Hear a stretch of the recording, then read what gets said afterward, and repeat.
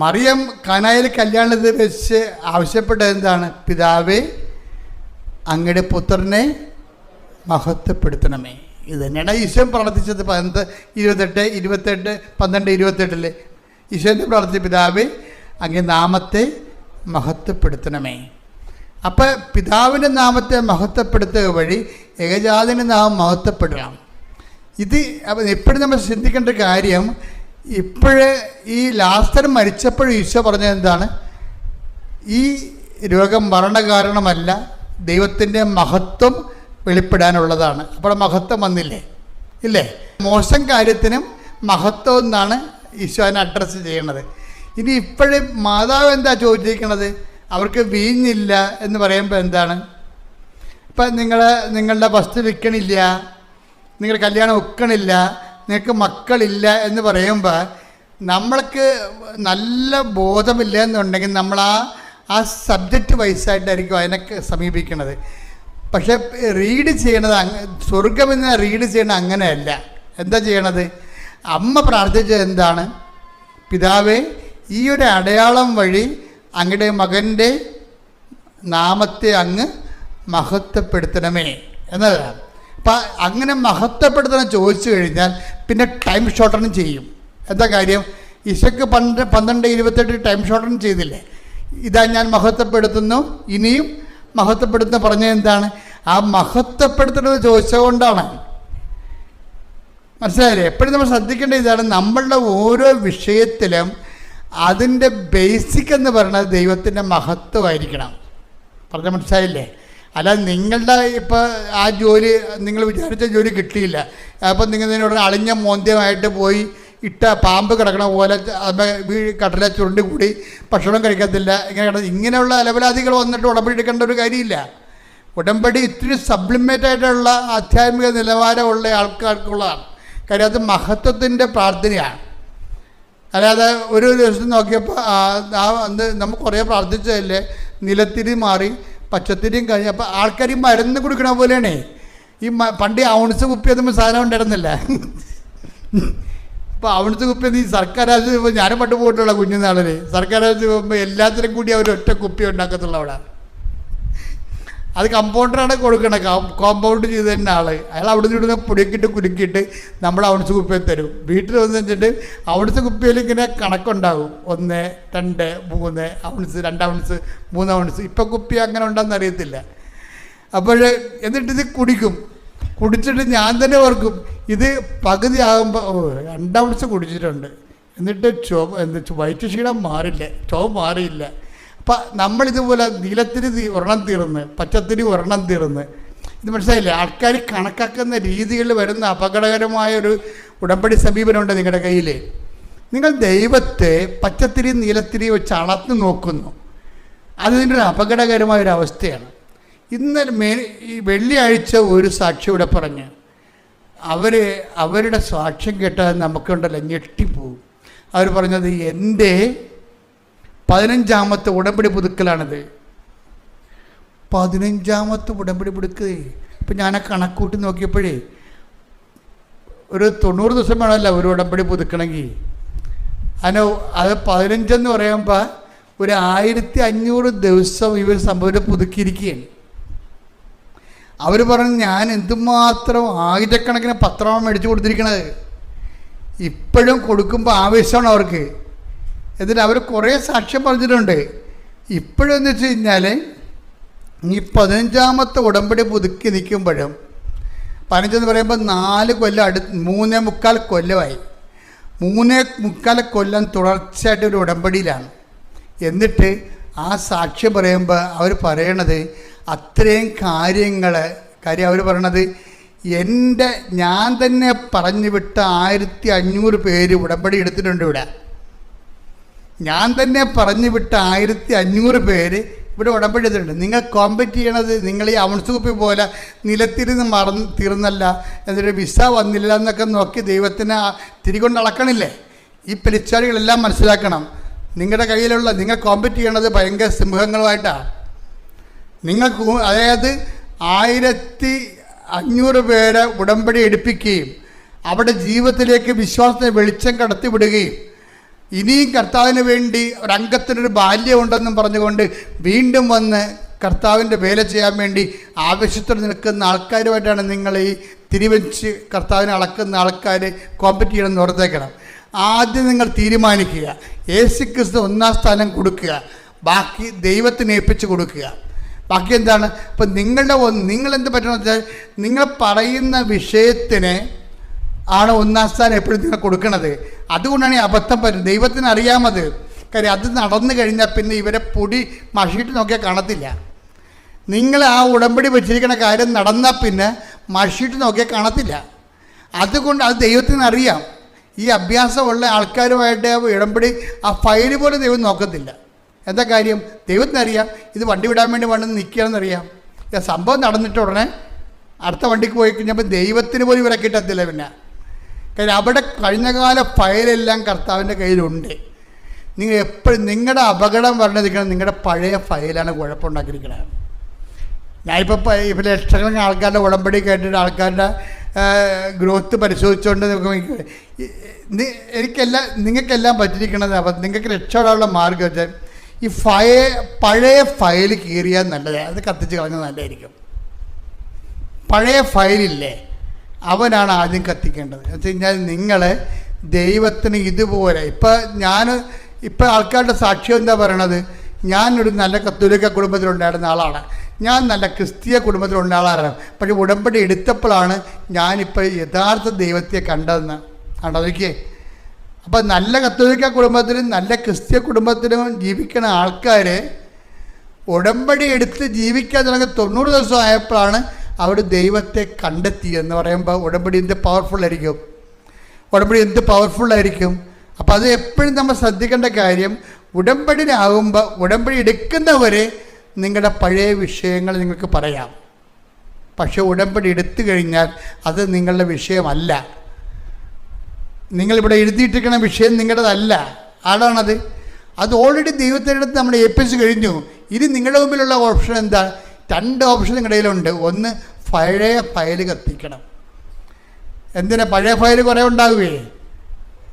അത് നിങ്ങളിപ്പോൾ പറഞ്ഞില്ലേ, കഴിഞ്ഞ ദിവസം ഒരു ചേട്ടൻ സാക്ഷ്യം പറഞ്ഞാണ്. ഞാൻ ബൈജൂസ് എന്ന് പറഞ്ഞ സാക്ഷ്യം കേട്ടില്ലേ, കഴിഞ്ഞ ആഴ്ച ഞാൻ പറഞ്ഞാണ്. അയാൾ പറഞ്ഞത് എന്താ വെച്ചാൽ, ഇത് എന്തൊക്കെ പറഞ്ഞാലും 90 ദിവസത്തെ പരിപാടിയല്ലേ ഉള്ളു. എന്ത് പറഞ്ഞാലും എത്ര കഷ്ടപ്പെട്ടാലും 90 ദിവസത്തെ പരിപാടിയല്ലേ ഉള്ളെന്ന്. എന്താണ് കഷ്ടപ്പെട്ടതെന്ന് തീർന്നറിയാം. ഉടമ്പടി കഷ്ടപ്പാടൊന്നുമില്ല. അതായത് ഇവിടെ വൃത്തിമനോട് ഉടമ്പടി എടുത്തിരിക്കുന്ന ആൾക്കാർ പറഞ്ഞിരിക്കുന്നത് ഒരു ക്രിസ്ത്യാനി സ്വാഭാവികമായിട്ട് ചെയ്യേണ്ട കാര്യങ്ങൾ മാത്രമേ ഉടമ്പടിയിലുള്ളൂ. ഇല്ലാത്ത എന്താ ഒരെണ്ണം നിങ്ങൾ ലോകം മുഴുവനും പോയി എല്ലാ സൃഷ്ടികളോടും സുവിശേഷം പ്രസംഗിക്കാൻ പറഞ്ഞിരിക്കണം. നിങ്ങൾക്ക് പ്രസംഗിക്കാൻ പ്രയാസമുള്ളത് കൊണ്ടല്ലേ പത്രം എടുത്ത് കഴിച്ച് തന്നിരിക്കണം. സാക്ഷ്യത്തിൻ്റെ പത്രം, ഒരു 10-100 സാക്ഷ്യത്തിൻ്റെ പത്രം തന്നിരിക്കണം. എന്താ കാര്യം? പ്രസംഗിക്കാൻ പറ്റത്തില്ല. പക്ഷെ ഇപ്പോൾ ആൾക്കാർ ചെയ്യണം എന്താണെന്നറിയാമോ? അവർക്ക് കാര്യങ്ങൾ മനസ്സിലായി. പത്രം എന്തിനാണ്? പത്രത്തെ ഉള്ളത് വിശദീകരിക്കും. അവരുടെ ജീവിതം തന്നെ അനുഭവങ്ങൾ പറഞ്ഞു കൊടുത്തിട്ടാണ് ആൾക്കാർ പറയണത്. എനിക്ക് തന്നെ പലപ്പോഴും എനിക്ക് തോന്നി മറുനാടൻ മലയാളികളാണ് പലപ്പോഴും ഉടമ്പടിയിൽ ഒരു 10 പോയിൻ്റ് കൂടെ നിൽക്കണേ. ഞാൻ ഓരോ രാജ്യങ്ങളിലൊക്കെ ചെല്ലുമ്പോൾ എനിക്ക് മനസ്സിലാകണത് അവിടെ കാര്യം അവരെല്ലാവരും തന്നെ അഖണ്ഡജപമാല ഉപയോഗിക്കുന്നവരാണ്. 1000 മണി അഖണ്ഡജപമാല ഉപയോഗിക്കുന്നവരാണ്. അതിൽ മുടങ്ങാതെ വരുന്നവരാണ്.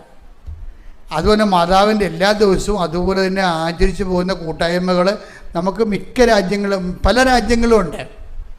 ഞാൻ പിന്നെ അതിനെ ബൂസ്റ്റ് ചെയ്യാത്തതിൻ്റെ കാരണം എന്നോടത് ബൂസ്റ്റ് ചെയ്യാൻ കർത്താവ് അത് പ്രധാനപ്പെട്ട കാര്യം മിനിസ്ട്രിയായിട്ട് എടുക്കാൻ അമ്മ പറഞ്ഞിട്ടില്ല. അതുകൊണ്ടാണ് ഞാൻ അധികം ബൂസ്റ്റ് ചെയ്യാത്തത്. വല്ലപ്പോഴൊക്കെ ഒന്ന് യൂറോപ്പിൽ പോയി ഒരു ധ്യാനം എടുക്കുക എന്നല്ലാതെ ആ സ്ഥിരം പരിപാടി എടുത്തിട്ടില്ല. അതെടുക്കാൻ തന്നെ കാരണം തന്നെ ഈ ശുശ്രൂഷകൾ ഇവിടെ നടക്കേണ്ടതാണ് പകുതി മുക്കാലും. അമ്മ പ്രത്യക്ഷപ്പെട്ട ഇടം ഇതല്ലേ. അപ്പം അതുകൊണ്ട് തന്നെയാണ് ഈ പ്രത്യക്ഷീകരണത്തിനൊരു ആനുകൂല്യം നമുക്കുണ്ട്. അതുകൊണ്ടാണ് ഈ മറ്റുള്ളവർ ഇവിടെ നാട്ടിൽ വന്നിട്ട് ആദ്യം നെടുമ്പാശ്ശേരി വന്ന് ഇറങ്ങിയിട്ട് നേരെ ഇവിടെ വരേണ്ട കാര്യം എന്താ? ആ ഒരു പ്രത്യക്ഷീകരണത്തിൻ്റെ ഒരു ആനുകൂല്യമുണ്ട് ഇവിടെ.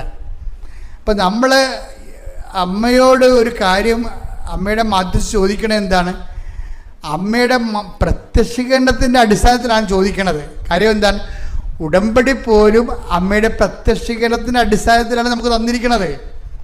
അമ്മയുടെ പ്രത്യക്ഷീകരണത്തിൻ്റെ അടിസ്ഥാനത്തിലാണ് ഉടമ്പടി തന്നിരിക്കുന്നത്. അല്ല കൃപാസനം ഉണ്ടായിട്ട് 30 കൊല്ലം കഴിഞ്ഞ് ഇതിൽ ഇത്രയും നാളായിട്ട് ഉടമ്പടി തന്നിട്ടില്ല. 2016 ഉടമ്പടി തന്നത്, ആ 2015 ഉടമ്പടി തന്നത്. ആ പ്രത്യക്ഷീകരണത്തിൻ്റെ സ്ഥലത്ത് ഞാൻ മാതാവിനെ പ്രതിഷ്ഠിച്ച് കഴിഞ്ഞപ്പോൾ ധൂപം ചാർത്തിട്ട് പ്രത്യക്ഷീകരണ പ്രാർത്ഥന ചൊല്ലിക്കഴിഞ്ഞപ്പോഴാണ് 6 മാസത്തിൽ ഉടമ്പടി തന്നത്.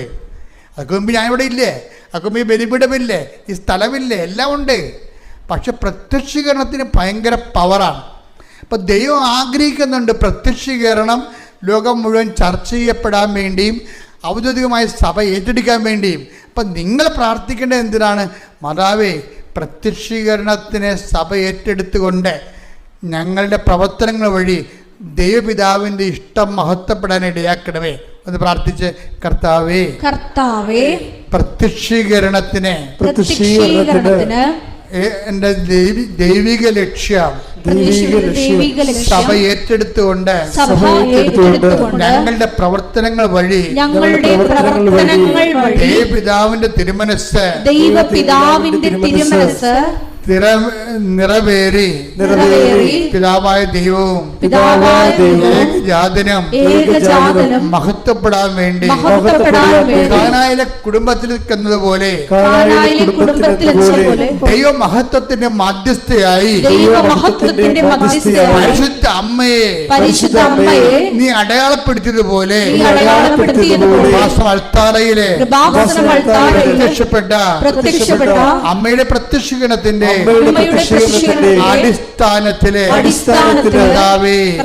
ഉടമ്പടി ചെയ്തിട്ടുള്ള എല്ലാ മക്കൾക്കും അടയാളം ലഭിച്ചുകൊണ്ട് ദൈവനാമത്തെ മഹത്വപ്പെടുത്തണമേ.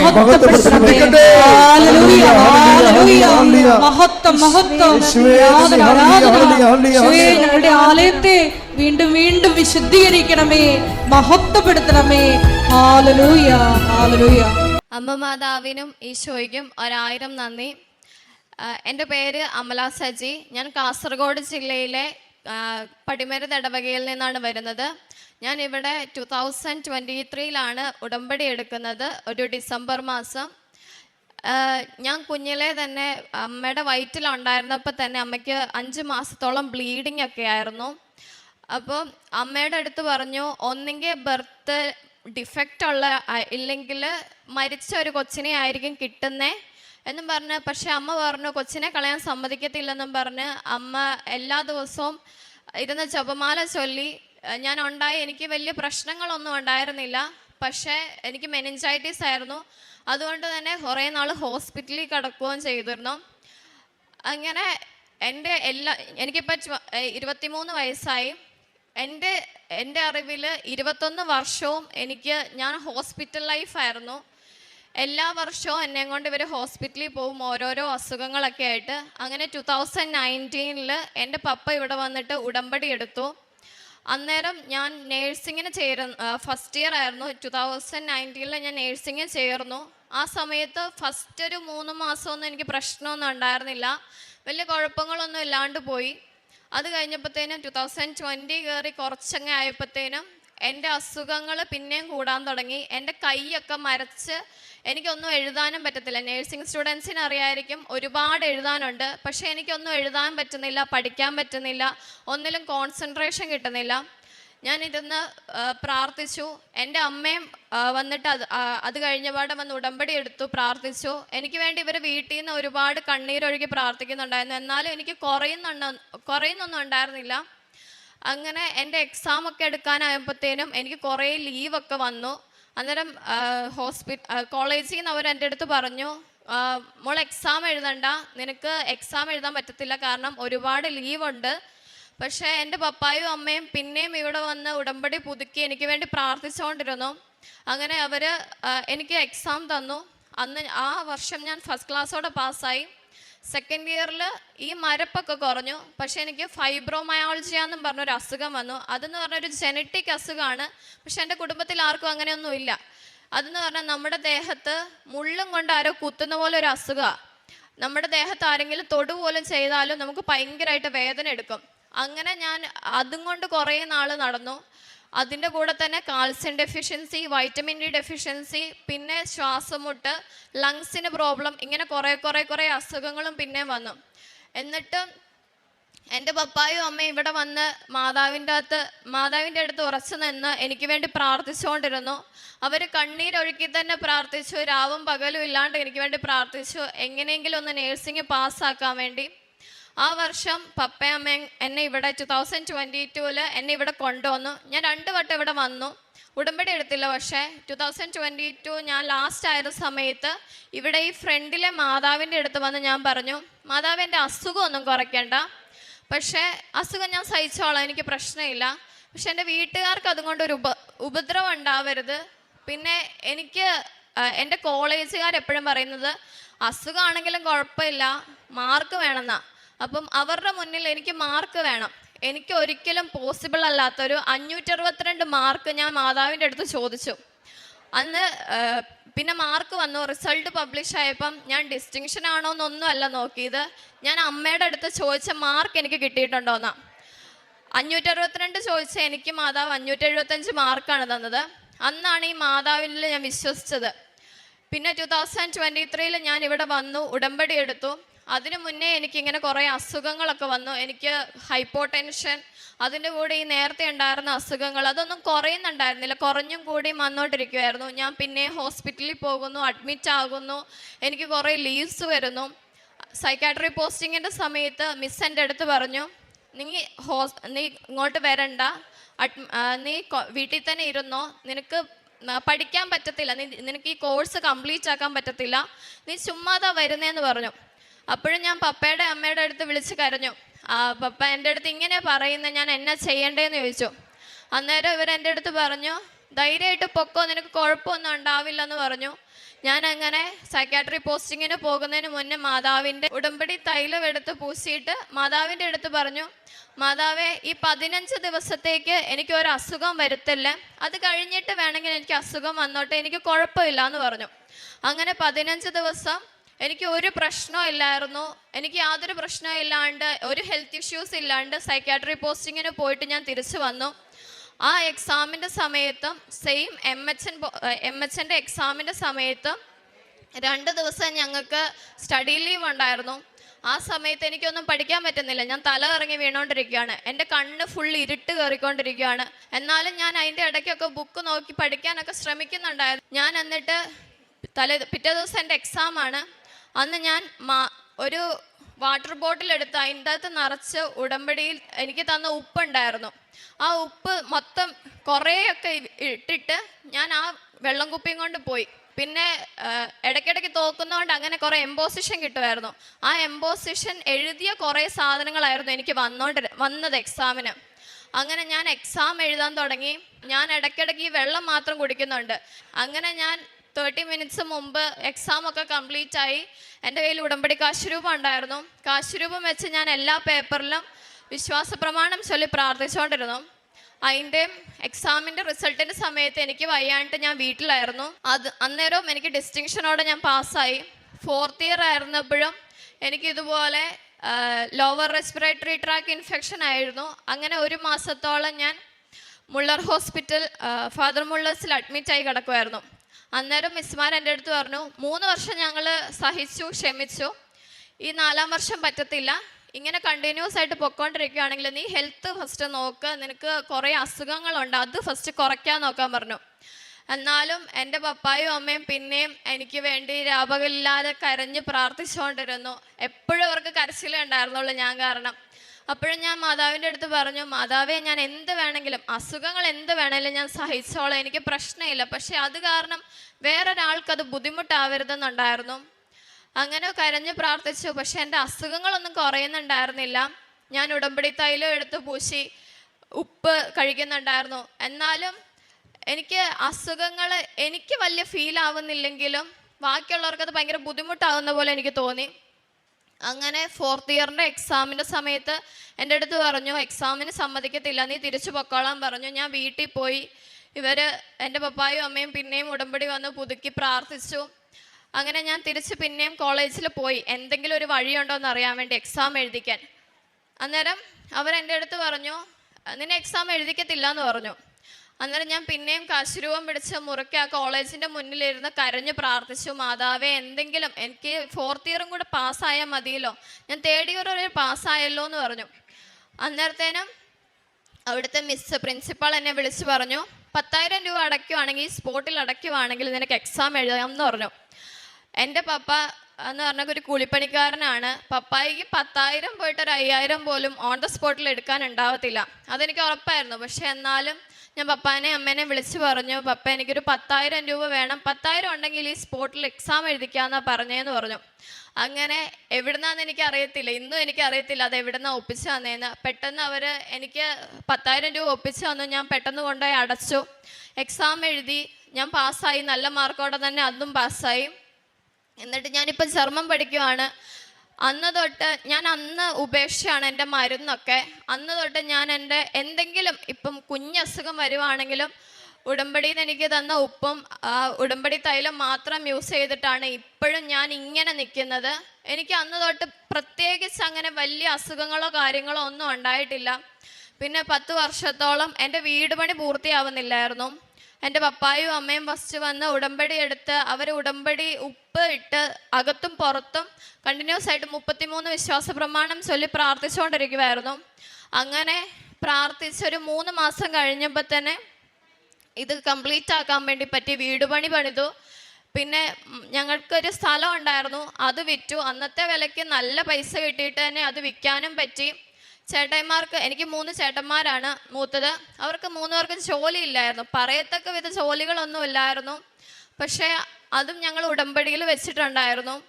എൻ്റെ 3 ചേട്ടായിമാർക്ക് ഇപ്പോൾ നല്ലൊരു ജോലിയുണ്ട്. ഒരു ചേട്ടായി കുവൈത്തിൽ പോയി, ബാക്കി 2 പേർക്കാണെങ്കിലും നല്ല അത്യാവശ്യം സാലറി ഉള്ള ജോബ് തന്നെയുണ്ട്. ഞാനും ഇപ്പോൾ പഠിച്ച് കംപ്ലീറ്റ് ആക്കാൻ വേണ്ടിയിരിക്കുന്നു. ഞാൻ ജർമ്മൻ ഇപ്പോൾ B2 എക്സാം എഴുതിക്കൊണ്ടിരിക്കുകയാണ്. എൻ്റെ അമ്മയുടെ കൂടെയാണ് ഞാൻ മിക്കപ്പോഴും കാരുണ്യ പ്രവർത്തികളൊക്കെ ചെയ്യാൻ വേണ്ടി പോയിക്കൊണ്ടിരുന്നത്. പിന്നെ അമ്മയും ഞാനും അമ്മയുടെ അനിയത്തിയും ഉണ്ടാവും. ഹോസ്പിറ്റലിലൊക്കെ ഞങ്ങൾ പോയിട്ട് ഇങ്ങനെ, ഞാൻ തന്നെ വലിയൊരു എക്സാമ്പിൾ ആണല്ലോ ഹോസ്പിറ്റലിൽ കിടന്നത്. അപ്പം ഞാൻ പറയും, ഞാൻ ഇത്രയും ഇന്ന പത്രമൊക്കെ വായിച്ച് ഞാൻ ഈ ഉടമ്പടി കാശുരൂപമൊക്കെ വെച്ചാൽ ഞാൻ രക്ഷപ്പെട്ടു പോയേ. അപ്പം എൻ്റെ അത്രയൊന്നും ഇല്ലെങ്കിൽ നിങ്ങൾക്കും അത്യാവശ്യം നല്ല അസുഖം, ഒരു ഹോസ്പിറ്റലിൽ കിടക്കുവാണെങ്കിൽ നമുക്കറിയാമല്ലോ നല്ല അസുഖമുള്ളവരൊക്കെ ആയിരിക്കും. അപ്പം ഞാൻ പറഞ്ഞു, എന്നെ തന്നെ എക്സാമ്പിളാക്കി വെച്ചാൽ മതി, നിങ്ങൾ എന്തായാലും രക്ഷപ്പെട്ടു പോകും, എന്തായാലും ഇതൊക്കെ കുറയുമെന്ന് ഞാൻ പറയായിരുന്നു.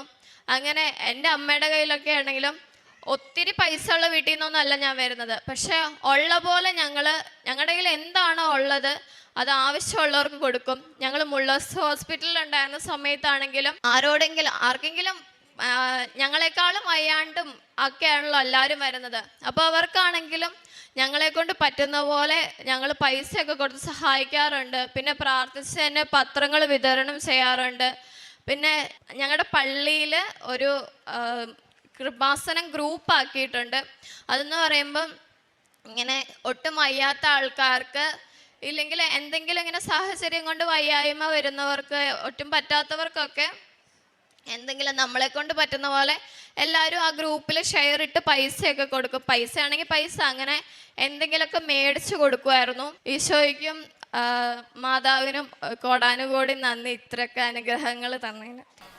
പരിശുദ്ധ മാതാവിനും തിരുക്കുമാരനും ആദ്യമായി തന്നെ ഞാൻ നന്ദി പറയുന്നു, 1000 കോടി നന്ദി പറയുന്നു. എനിക്ക് 2 കുട്ടികളാണുള്ളത്. അതിൽ ഇളയവനാണ് അശ്വിൻ റോബിൻ ജോസ്. അവൻ 4 വയസ്സുള്ള ഒരു കുഞ്ഞാണ്. ഞാൻ ജനുവരി 14-ാം തീയതിയാണ് ഇവിടെ വന്ന് ഉടമ്പടി എടുക്കുന്നത് ആദ്യമായി. അങ്ങനെ 3 മാസത്തിന് ശേഷം ഏപ്രിൽ 22-ാം തീയതി വന്ന് വീണ്ടും ഉടമ്പടി പുതുക്കുകയുണ്ടായി. ആ സമയത്ത് അച്ഛൻ പ്രസംഗത്തിലൂടെ പറഞ്ഞു, പുതുക്കിയതിന് ശേഷമാണ് നമ്മുടെ ജീവിതത്തിൽ ഉടമ്പടി കത്തി ജ്വലിക്കുന്നതെന്ന് പറഞ്ഞു. എൻ്റെ ജീവിതത്തിൽ ഏപ്രിൽ 24-ാം തീയതി ആയപ്പോഴത്തേക്ക് എൻ്റെ കുഞ്ഞിന് ചെറിയൊരു വയറുവേദന ഉണ്ടായി. അങ്ങനെ ആദ്യം ഹോസ്പിറ്റലിൽ കൊണ്ടുപോയി, ചെറിയൊരു ഗ്യാസിൻ്റെ പ്രശ്നമാണെന്ന് പറഞ്ഞ് അവർ നമ്മളെ തിരിച്ചു വിട്ടു. പക്ഷെ അന്ന് രാത്രി ആയപ്പോഴത്തേക്ക് കുഞ്ഞിന് ഭയങ്കരമായിട്ട് ലൂസ് ടൂൾസും വോമിറ്റിങ്ങും എല്ലാം ഉണ്ടായി. വീണ്ടും ഹോസ്പിറ്റലിൽ കൊണ്ടുപോവുകയും അവരവിടെ അഡ്മിറ്റ് ആകാൻ ആവശ്യപ്പെടുകയും ചെയ്തു. പക്ഷേ ഞങ്ങളുടെ വീട് അടുത്തായത് കാരണം കുഞ്ഞിന് പെട്ടെന്നൊരു വയറുവേദന വരും, പിന്നെ അതങ്ങ് മാറും. പിന്നെ ലൂസ് ടൂൾസ് ആണെങ്കിൽ കോഫി കളർഡ് ആയി മാറി. അങ്ങനെ പിറ്റേ ദിവസം രാവിലെ വരെ ഞങ്ങൾ വെയിറ്റ് ചെയ്തു. കുഞ്ഞിനെ സ്ഥിരം കാണുന്ന പീഡിയാട്രിഷ്യൻ വന്ന് നോക്കി. ഞാൻ ഡോക്ടറോട് പറഞ്ഞു, സാറേ കുഞ്ഞിനിങ്ങനെ വയറുവേദനയുണ്ട്, പിന്നെ രാത്രി ആയപ്പോഴത്തേക്ക് കോഫി കളേർഡ് സ്റ്റൂൾസാണ് പൊക്കോണ്ടിരിക്കുന്നതെന്ന് പറഞ്ഞു. ഡോക്ടർ ഉടനെ തന്നെ കുഞ്ഞിനെ ഒന്ന് നോക്കുക പോലും ചെയ്യാതെ ഉടനെ തന്നെ ഞങ്ങളെ സ്കാനിങ് റൂമിലേക്ക് അയച്ചു. സ്കാനിങ് റൂമിൽ ചെന്നപ്പോഴത്തേക്ക് ഈ പീഡിയാട്രിക്സിലെ ഏറ്റവും കോംപ്ലിക്കേറ്റഡ് ആയിട്ടുള്ള ഒരു ഡിസീസ് കണ്ടീഷനാണ് ഇൻറ്റസ്റ്റൈൻ ഇൻ്റർസെക്ഷൻ എന്ന് പറയും. അത് കുഞ്ഞിനെ സ്കാൻ ചെയ്തപ്പം 2 ചെറുകുടൽ വൻകുടലിനകത്തേക്ക് കയറിയിരിക്കുന്ന ഒരു സംഭവം. അത് അങ്ങനെ ഡോക്ടർ നോക്കിയപ്പോഴത്തേക്ക് 2 സ്ഥലത്ത് കയറിയിരിക്കുകയാണ്. അപ്പോൾ ഇവിടെ സർജറി ഇല്ലാത്തത് കാരണം, സർജറി ഡിപ്പാർട്ട്മെൻറ്റ് ഇല്ലാത്തത് കാരണം നിങ്ങൾ എത്രയും പെട്ടെന്ന് പീഡിയാട്രിക് സർജറി ഉള്ള ഹോസ്പിറ്റലിലേക്ക് ഞങ്ങളെ റെഫർ ചെയ്തു. അങ്ങനെ പെട്ടെന്ന് തന്നെ വീട്ടിൽ വന്ന്, വീട് തൊട്ടടുത്താണ് ഞങ്ങളുടെ, അവിടെ വന്ന് ഞങ്ങൾക്കൊരു തീരുമാനം എടുക്കാൻ പറ്റുന്നില്ല ഏത് ഹോസ്പിറ്റലിലേക്ക് പോകണം എന്നുള്ളത്. ഇവൻ ചെറുതായത് കാരണം ഭയങ്കര കരച്ചിൽ. വീടെന്ന് പറഞ്ഞിട്ടുണ്ടെങ്കിൽ ഒരു മരണ വീടിന് തുല്യമായിരുന്നു അന്ന്. അങ്ങനെ ഞാൻ എൻ്റെ മാതാവിനോട് പ്രാർത്ഥിച്ച്, എൻ്റെ അമ്മയും മാതാവേ, എൻ്റെ കുഞ്ഞിന് ഏറ്റവും നല്ല ചികിത്സ കിട്ടുന്നിടത്തേക്ക് പോകാനുള്ള തീരുമാനം എടുക്കാനും ഞങ്ങളെ സഹായിക്കണമെന്നാണ് ഞാൻ പ്രാർത്ഥിച്ചത്. ഉടനെ തന്നെ അന്ന് ശനിയാഴ്ച ആയിരുന്നിട്ട് പോലും ഉടൻ തന്നെ പിന്നെ ഞങ്ങളവിടെ വിളിച്ച് ബന്ധപ്പെടുകയും ബിലീവേഴ്സ് ഹോസ്പിറ്റലിലേക്ക് കുഞ്ഞിനെ കൊണ്ടുപോവുകയും ചെയ്തു. അവിടെ ചെന്നുടനെ തന്നെ സ്കാൻ ചെയ്തപ്പോഴത്തേക്ക് പരുമല ഹോസ്പിറ്റലിൽ നിന്ന് സ്കാൻ ചെയ്തപ്പോൾ 2 സ്ഥലത്തെ ഈ കുടൽ കയറി ഇരിപ്പുള്ളായിരുന്നു. അവിടെ ചെന്നപ്പോൾ അത് 3 സ്ഥലത്തായി. അപ്പോൾ അവരും പറഞ്ഞു ഉടൻ തന്നെ കുഞ്ഞിന് ഓപ്പറേഷൻ ചെയ്യണം. അങ്ങനെ കുഞ്ഞിനെ OT ഡ്രസ്സെല്ലാം ഇടിയിപ്പിച്ച് ബ്ലഡ് ഇൻവെസ്റ്റിഗേഷനെല്ലാം സെൻഡ് ചെയ്ത് അങ്ങനെ കുഞ്ഞിന് സർജറി ചെയ്യുന്നതിനേക്കായിട്ട് കുഞ്ഞിനെ എല്ലാം ഒരുക്കി. ഞങ്ങളങ്ങനെ സർജറിക്ക് കൊണ്ടുവന്നതിന് മുമ്പായിട്ട് ഒരു പ്രാവശ്യം കൂടെ സ്കാൻ ചെയ്യാനായിട്ട് റൂമിൽ കയറ്റി. അപ്പം ആദ്യത്തെ റൂമിലേക്ക് കയറിയപ്പോഴത്തേക്ക് ഡോക്ടർ സ്കാൻ ചെയ്തിട്ട് ഒന്നും കാണാൻ പറ്റുന്നില്ല അവിടെ. അങ്ങനെ അപ്പം ഞാൻ വിചാരിച്ചു, എൻ്റെ ദൈവമേ, എൻ്റെ കുഞ്ഞിന് എത്രയും പെട്ടെന്ന് സ്കാൻ ചെയ്താലേ എൻ്റെ കുഞ്ഞ് രക്ഷപ്പെടത്തുള്ളൂ. ഇത് എന്തൊരു പരീക്ഷണമായത്. ആ സമയത്ത് ഞാൻ ഒരു ഹോസ്പിറ്റലിൽ ചെന്നാൽ അറിയാം, എൻ്റെ ബാഗിനകത്ത് എൻ്റെ മാതാവിൻ്റെ കാശ് രൂപ ഇരുന്നത്. ഞാൻ കുഞ്ഞിനെ സ്കാനിങ്ങിന് കയറ്റിയെങ്കിലും ഞാൻ ഓടി എൻ്റെ ബാഗിൽ നിന്ന് കാശ് രൂപ എടുത്തുകൊണ്ട് വന്ന് എൻ്റെ കുഞ്ഞിൻ്റെ പോക്കറ്റിലിട്ട് കൊടുത്ത് അതിനുശേഷം കുഞ്ഞിനെ അടുത്ത സ്കാനിങ്ങിന് കയറ്റുന്നത്. അപ്പം സ്കാനിങ് റൂം നിങ്ങൾക്ക് എല്ലാവർക്കും അറിയാം, നല്ല ഇരുട്ടുള്ളൊരു റൂമാണ്. പക്ഷേ ആ സ്കാനിങ് മെഷീന് പുറകിലായിട്ട് ഒരു നല്ല വെളുത്തൊരു നല്ല ഒരു രൂപം, ഒരു തലയിൽ തുണിയിട്ട ഒരാൾ നിൽക്കുന്ന ഒരു രൂപം ഞാനിങ്ങനെ കാണുക. അപ്പം ഡോക്ടർ വീണ്ടും വീണ്ടും നോക്കും, ഇവനെ ഒന്നും കാണാൻ പറ്റുന്നില്ല സ്കാൻ ചെയ്തിട്ട് അതിനകത്ത് എന്താണെന്ന്. അപ്പം മേളിൽ ഇവനെ നോക്കുന്ന ഡോക്ടർ കോരുത്, മേളിലാണ് ഓപ്പറേഷൻ തിയേറ്റർ, അവിടെ റെഡിയായി നിൽക്കും ഇവന് ഇത് ഓപ്പറേഷൻ ചെയ്യാൻ വേണ്ടിയിട്ട്. അപ്പോൾ ഡോക്ടർ ഫോണിൽ കൂടെ വിളിച്ച് പറയുക, ഡോക്ടറെ അത് ഓക്കെ ആയി, ആ 3 സ്ഥലത്ത് കയറിയിരുന്ന് ആ കുടൽ തിരിച്ചിറങ്ങി വന്നേക്കുക, ഇത് സർജറി ചെയ്യേണ്ട ആവശ്യമില്ല എന്ന് പറയുക. പക്ഷേ എനിക്ക് ആ സമയത്ത് എന്തു അവിടെ സംഭവിക്കുന്നതെന്ന് എനിക്കറിയത്തില്ല. ഞാൻ വിചാരിക്കുന്നത് എൻ്റെ മനസ്സിലിങ്ങനെ സംഭവിക്കണമെന്നാണല്ലോ, അതുകൊണ്ട് എനിക്ക് വെറുതെ തോന്നുന്നതെന്നാണ് ഞാൻ വിചാരിച്ചിരുന്നത്. അപ്പോൾ കൂടെ നിന്ന നേഴ്സ് എന്നോട് പറഞ്ഞ് കുഞ്ഞിനെ എടുത്തോ, ടേബിളിൽ നിന്ന് കുഞ്ഞിനെ എടുത്തോളാൻ പറഞ്ഞു. ഞാൻ ഓടി കുഞ്ഞിനെ എടുത്ത് വെളിയിൽ പൊക്കോളാൻ പറഞ്ഞു. വെളിയിലോട്ട് വന്നപ്പോഴത്തേക്ക് എൻ്റെ ഹസ്ബൻഡും എൻ്റെ കുടുംബത്തിലുള്ള എല്ലാവരും ഉണ്ട് അവിടെ. കുഞ്ഞിന് വലിയ അസുഖമായത് കാരണം നാട്ടിലുള്ള എല്ലാവരും പെട്ടെന്ന് തന്നെ അവിടെ വന്നു. ഞാൻ വലിയ വായിൽ കരഞ്ഞുകൊണ്ട് വെളിയിലോട്ട് ഓടി വരുക കുഞ്ഞിനെ തോളിലിട്ടുകൊണ്ട്. അപ്പം ഇവരുടെയൊക്കെ വിചാരം എൻ്റെ കുഞ്ഞിന് എന്തോ വലിയത് സംഭവിച്ച് എൻ്റെ കരച്ചിൽ കണ്ടുകൊണ്ട് അങ്ങനെ തിരിച്ചു വന്ന് ഡോക്ടറിനെ വിശ്വസിക്കാൻ പറ്റുന്നില്ല. ഇവനെ ഓപ്പറേഷൻ ചെയ്യുന്ന ഡോക്ടർ മേളിൽ നിന്ന് താഴെ ഇറങ്ങി വന്ന OT ഡ്രസ്സിലോടുകൂടി ഡോക്ടറിനെ വിശ്വസിക്കാൻ പറ്റുന്നില്ല എന്താണിത്. അങ്ങനെ താഴെ വന്ന് സ്കാനിങ്ങിൻ്റെ റിപ്പോർട്ട് കണ്ടതിന് ശേഷം സാറ് വിശ്വസിക്കുന്നത് കുഞ്ഞിനിങ്ങനെ ഒരു കുഴപ്പമില്ല. ആ അരമണിക്കൂർ മുമ്പ് ചെയ്ത സ്കാനിങ്ങിൽ നിന്നും വ്യത്യസ്തമായി ആ 3 സ്ഥലത്തും കയറിയിരുന്ന കുടൽ തിരിച്ചിറങ്ങി വന്ന് കുഞ്ഞിന് ഓപ്പറേഷൻ വേണ്ട എന്ന് ഞങ്ങളോട് പറയുക ഡോക്ടർ. അങ്ങനെ ഞങ്ങൾ ഒരു 2 ദിവസത്തെ ഒബ്സർവേഷൻ, ഇനിയും ഇങ്ങനെ വരാൻ സാധ്യതയുണ്ട്, അതുകൊണ്ട് 2 ദിവസത്തെ ഒബ്സർവേഷൻ ഹോസ്പിറ്റലിൽ തന്നെ അഡ്മിറ്റ് ആകണമെന്ന് പറഞ്ഞ് അതിനുശേഷം അതിനുശേഷം കുഞ്ഞിൻ്റെ ഈ നമ്മുടെ ഇവിടുന്ന് പിന്നെ വെഞ്ചരിച്ച് കിട്ടിയ എണ്ണ എൻ്റെ കുഞ്ഞിൻ്റെ വയറിൽ കുരിശിട്ട് ഞാൻ പ്രാർത്ഥിക്കും. എൻ്റെ ഹസ്ബൻഡും ഞാനും ഉടമ്പടി തൈലം കുരിശിട്ട് പ്രാർത്ഥിക്കുമായിരുന്നു. അങ്ങനെ എൻ്റെ കുഞ്ഞിൻ്റെ പോക്കറ്റിൽ തന്നെ ഇരിക്കുമായിരുന്നു എൻ്റെ മാതാവിൻ്റെ രൂപം. അവിടെ നിന്ന് ഞാൻ പ്രാർത്ഥിച്ചത് ഇതാണ്: എൻ്റെ മാതാവ്, ഇവിടെ ഈ ആൾക്കാരെ വന്ന് എൻ്റെ കുഞ്ഞിനെയും കൊണ്ട് എനിക്ക് സാക്ഷ്യം പറയാനായിട്ട് എന്നെ അനുവദിക്കണമെന്നാണ് ഞാൻ പ്രാർത്ഥിച്ചത്.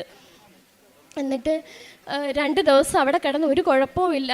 ഞാൻ അന്നത്തെ ദിവസം ഞങ്ങൾ ആരും ഭക്ഷണമൊന്നും കഴിച്ചിട്ടില്ലെന്നിട്ട് പോലും ഞാൻ എൻ്റെ ഫ്രണ്ട്സിനെ, എൻ്റെ ബന്ധുക്കളെ എല്ലാവരെയും വിളിച്ച് ഞാൻ പിന്നെ എൻ്റെ കുഞ്ഞിന് എൻ്റെ മാതാവ് തന്ന അത്ഭുതത്തെക്കുറിച്ച് ഞാൻ പറഞ്ഞ്. അപ്പോൾ എൻ്റെ ഒരു കൂട്ടുകാരി എന്നോട് പറയുക, കൃപാസനത്തിൽ യൂട്യൂബിനകത്ത് ഞങ്ങൾ സാക്ഷ്യം പറയുന്ന കാണും, അതുപോലെ എനിക്ക് തോന്നുവാണല്ലോ. ഞാൻ പറയാം, എൻ്റെ അമ്മ മാതാവാണ് ഞങ്ങൾക്ക് ഈ സൗഖ്യം തന്നത്.